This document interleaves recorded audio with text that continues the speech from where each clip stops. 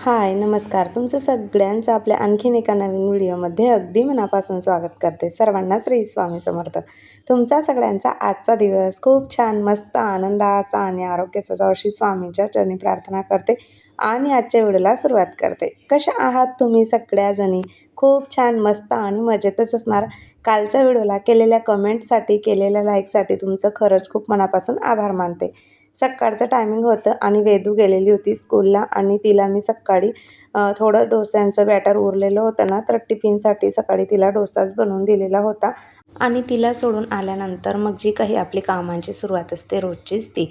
तर आता सध्या काय झालेलं आहे, वेदूची स्कूल असते सकाळी 7ला आणि हिची क्लास असते 7:30ला. त्यामुळे इतकी जास्त घाई गडबड होते सकाळी ना, कारण आधी कसं असायचं, दोघी जणी 7ला गेल्या म्हणजे मग आपलं पटकन कामांना सुरुवात करता यायची. पण आता 1 तास त्यांच्यामध्येच जातो, त्यामुळे जरा उशीर होऊन जातो कामांसाठी सुद्धा. असो, आता थोडे दिवस, आता उद्यापासून तर एक्झाम सुरूच होणार आहे, त्यामुळे मग काही आता अजून थोडे दिवस जरा जास्तच होणार आहे. आता उद्यापासून बऱ्याच मुलांची एक्झाम, तुमचे तर बऱ्याच स्कूलमध्ये झालेले आहे सुरू, पण आमच्या इथं अजून पोस्टपोन झालं एक्झाम, त्यामुळे जरा उशीर झालेला आहे. नाही तर बऱ्याच मुलांना 11 तारखेपर्यंत किंवा 15 तारखेपर्यंत सुट्ट्या ज्या आहेत त्या लागणार आहेत. तर असं चला, सकाळची मस्त छान अशी दिवसाची सुरुवात आपली झालेली होती आणि सकाळचा जो चहा आहे ना, तो जरा आपण निवांत घेतला म्हणजे बाकीची जी काही कामं आहेत ना, ती जरा आपली व्यवस्थित अशी छान पद्धतीने होतात असं मला तरी वाटतं. कारण चहा जरा सकाळचा मस्त छान असं आपल्या झाडांजवळ बसून किंवा बाल्कनीमध्ये वगैरे अशा पद्धतीने आपण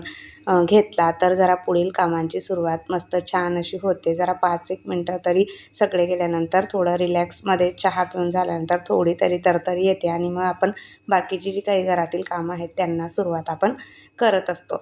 तर तसंच मस्त आपलं सकाळची गरमागरम चहा घेतली बाल्कनीमध्ये बसून झाडांजवळ आणि त्यानंतर मग पटापट किचन ओटा वगैरे मी आवरून घेतलेला होता. जी काही भांडी होती ना किचन ओट्यावरची, ती लगोलग आवरून घेतलेली होती. कारण का, नंतर काय होतं, जेवणाचं वगैरे जर बघायला गेलं तर खूप जास्त पसारा आपला होऊन जातो जर भांडी तशीच पडली तर. त्यामुळे लगे हात जी काही सकाळी टिफिनसाठी म्हणा किंवा चहा पाणी वगैरे याची भांडी होती ना, ती क्लीन करून घेतली. पूर्ण किचन ओटा वगैरे आवरून घेतला आणि लगेच स्वयंपाकाला सुरुवात करायची होती. कारण का, तर मग पुढे अजून बरीचशी काय काय कामं जी होती ती दिवसभरामध्ये कंप्लीट करून घ्यायची होती. म्हटलं आधी सुरुवातीला कामं झाली आणि त्यानंतर स्वयंपाकाला सुरुवात केलेली होती. बाकीचं काही तुमच्यासोबत शेअर केलं नव्हतं. त्यानंतर चहा झाल्यावर कपडे वगैरे असं बरंचसं काय काय आपलं कामं असतात, झाडून मारून घेणं वगैरे. आणि सध्या थोडंसं उठायलाही उशीरच झालेला होता. 5:45ला उठलेली होती. वेदूला उठून झाल्यानंतर तिचं सगळं आवरून झाल्यानंतर मग आपली बाकीची कामं झाल्यावर देवपूजा वगैरे आवरून घेतली आणि आज स्वयंपाकाला सुरुवात केलेली आहे. तर एका साईडला मी इथे वांगे टाकलेले होते शिजवायला. तुम्ही बघितलेच की उभ्या पातळ चिरून घेतलेले होते. जरा म्हटलं वेगळ्या पद्धतीचे बनवून बघूया. एकसारखं खाऊन खाऊन मुलंही कंटाळतात जरा. तर त्यासाठी मी इथे सुरुवातीला आधीच काय केलं, मिक्सरच्या भांड्यामध्ये हिरवी मिरची, लसूण आणि कोथिंबीर हे दोघं भाज्यांसाठी लागणार होतं ना, तेवढं मी बारीक करून घेतलेलं होतं आणि एका साईडला मस्त छान फोडणी वगैरे देऊन दिलेली होती आणि वांगे टाकलेले होते त्याच्यामध्ये.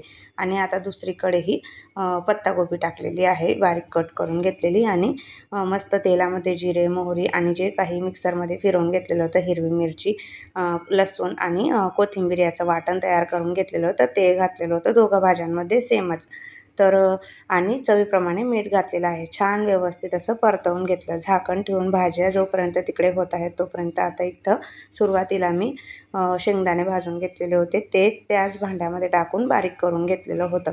थोडंसं असं जाडसर ठेवलेलं होतं. या भाजीमध्ये कसं सुक्की करणार आहे म्हणून जाडसर जर असले ना शेंगदाण्याचं कूट तर मग भाजीला छान तेल पण सुटतं आणि चवीला पण छान लागते. एका साईडला वांगे होत आहेत तोपर्यंत दुसरीकडे मग आपली पत्ताकोबीही झालेली होती आणि त्याच्यामध्ये मी वरून थोडंसं बेसनपीठ घातलेलं होतं. बेसनपीठ घालून सुद्धा मस्त छान अशी आपली पत्ताकोबीची भाजी आहे ना ती तयार होते आणि दुसरीकडे आपली वांग्याची भाजीसुद्धा बऱ्यापैकी शिजत आलेली होती. मस्त छान तेल सुटलेलं होतं. थोडं पाणी घातलेलं होतं मी त्याच्यामध्ये. तर दुपारचे जेवणं वगैरे केले. त्यानंतर मग आपलं व्हिडिओचं काम केलं थोडं आणि 3:45ला मला सिद्धीला घ्यायला जायचं असतं. तिकडनं आली आणि त्यानंतर म्हटलं चला आता ही जी 2 ब्लाउजं तुम्हाला कालच्या व्हिडिओमध्ये मी सांगितलंच होतं की अजून 2 ब्लाउजांचं काम माझ्याकडे आलेलं आहे आणि ते मला कंप्लीट करून घ्यायचं आहे. तर दुपारच्या टायमिंगला मी ठरवलं होतं की आता आज दोघं ब्लाउज आहेत ना कटिंग वगैरे करून ठेवते आणि मग एक एक करून एक एक दिवस शिवून 2 दिवसामध्ये माझं काम जे आहे ते कंप्लीट होऊन जाईल असं ठरवलेलं होतं. आणि त्याच पद्धतीने मग ठरल्याप्रमाणे मी आज दोघी ब्लाउजांची इथं कटिंग करून घेणार आहे, म्हणजे जेणेकरून पटकन ज्याचं त्याचं देता येईल. तर बाहेरचीच आहेत ही ब्लाउजं. आणि ठरवून घेतलेलं काम करण्यासाठी जर आपण प्रयत्न केला ना, की आज हे काम मी ठरवलेलं आहे आणि हे मला करूनच घ्यायचं आहे, तर नक्कीच होतं. आणि जर आपण म्हटलं, की अरे जाऊ दे, आज नाही उद्या करूयात, तर मात्र आपली कामं काही होत नाही. त्यामुळे ठरल्याप्रमाणे त्याच प्रयत्न जो आहे ना, तो आपण केला पाहिजे ते काम करण्यासाठी. कारण प्रयत्न करणं हेच खूप जास्त महत्त्वाचं आहे. नाही तर बऱ्याच वेळेला काय होतं, आज नाही त्यांनी सांगितलं आहे अजून 8-10 दिवसांनी द्या म्हणून, तर आपण जर त्याच्या भरोश्यावर राहिलो, की 8-10 दिवसांनी देऊ, तर मात्र आपली कामं काही वेळेवरती होत नाही आणि 8 ते 10 दिवसाचे कुठे महिना पण होऊन जातो ना, आपल्यालाच पत्ता लागत नाही. त्यामुळे वेळेवरती कधीही कुठलंही काम केलेलं बरं.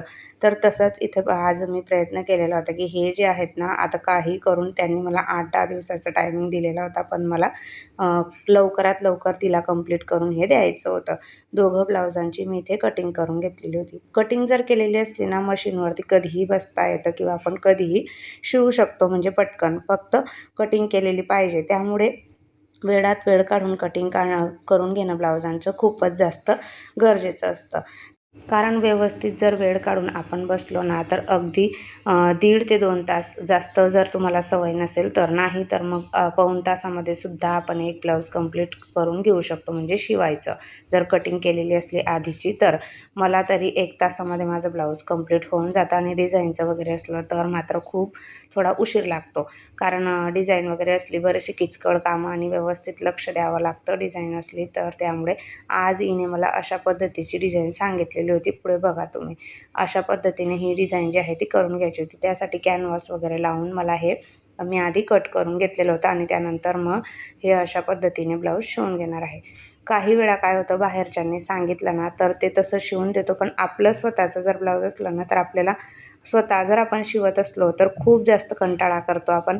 मी तरी माझ्या स्वतःची ब्लाऊजं असली ना तर अगदी साधी सिंपलच शिवायचा प्रयत्न करते. कारण खूप कंटाळा येऊन जातो, की अरे जाऊ दे, काय करायचं आहे, नाही तरी कुठं एवढं कोण बघतंय, असं आपण म्हणतो. पण दुसऱ्यांनी सांगितल्यावरती आपण ते काम नक्कीच करायचा प्रयत्न जो आहे ना तो करत असतो. आणि प्रयत्न केल्यानंतर डिझाईनची ब्लाउजं वगैरे सुद्धा काही एवढी हार्ड नाही आहेत. जर आपण व्यवस्थित अशी शिवत राहिले ना तर आपल्याला सवय बरोबर होत जाते आणि आपण व्यवस्थित शिवू शकतो. फक्त प्रयत्न करायला महत्त्व आहे.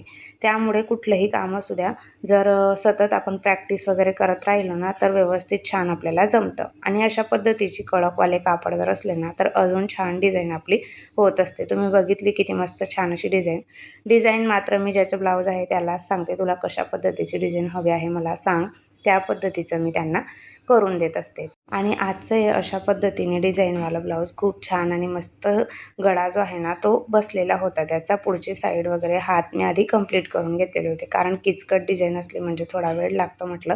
त्यामुळे ते आधी केलं आणि त्यानंतर मग मागच्या साईडने बाकीचं मग बन वगैरे लावायचे राहिलेले होते. ते रात्री स्वयंपाक वगैरे झाल्यानंतर, जेवणं झाल्यानंतर मग मी रात्रीच्या टायमिंगला त्याला मागच्या साईडने अशा पद्धतीने नॉट वगैरे बनवल्या आणि लटकन वगैरे केले. असे समोसा डिझाईन आपण ज्याला म्हणतो तशा पद्धतीची. आणि अशा पद्धतीने आजचं जे काही ब्लाऊज होतं ना ते मी संध्याकाळपर्यंत कंप्लीट करून दिलेलं होतं. चला ताईंनो, छोटासा आजचा व्हिडिओ कसा वाटला ते कमेंट करून नक्की सांगा. नेहमीप्रमाणे तुम्हाला व्हिडिओ आवडला असेल तर व्हिडिओला लाईक करा, शेअर करा, कमेंट करा. पहिल्यांदा बघत असाल तर सबस्क्राईब करा. भेटूयात आपण उद्याच्या छान व्हिडिओसोबत. तोपर्यंत सर्वांना बाय आणि सर्वांना श्री स्वामी समर्थ. व्हिडिओ पूर्ण बघितल्याबद्दल धन्यवाद आणि हाईप करायला विसरू नका.